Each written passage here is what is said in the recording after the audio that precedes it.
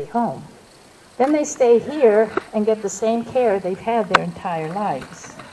The old stallions will go out into that field in the morning.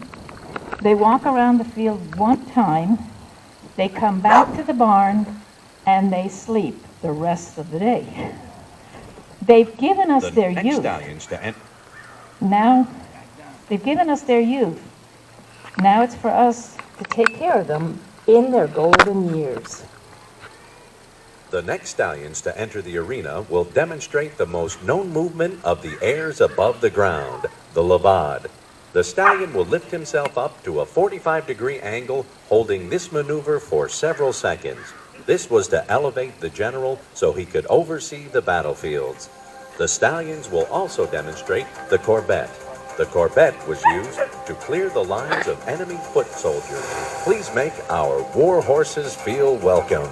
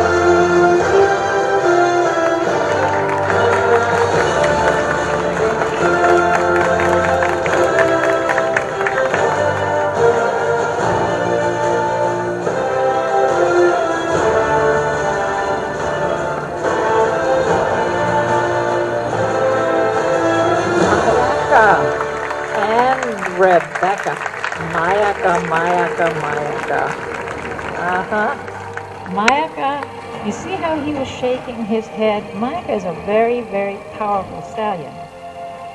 Myakka has become our new alpha of the stable. In the wild, as you can hear, they're talking in there.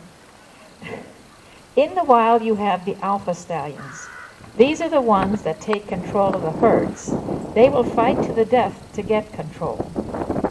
Our alpha stallion was Duke, the old stallion that we just lost.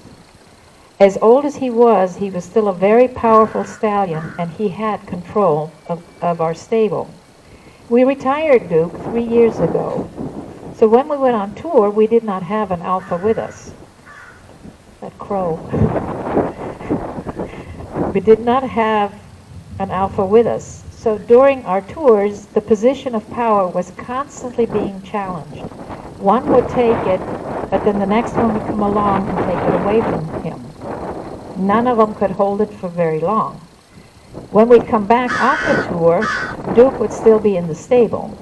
So when we would unload, he made it quite clear that he was still very much in control in here. He let them know. Now that we've lost him, Myakka has taken that position. Myakka has become our alpha, The others have challenged him, but he is strong enough to hold it. And as you can see, sometimes when there's a couple of them out here, if you look at their body language, their ears, their eyes, you see they still challenge a little bit. And when they make direct eye contact, that is time for them to fight.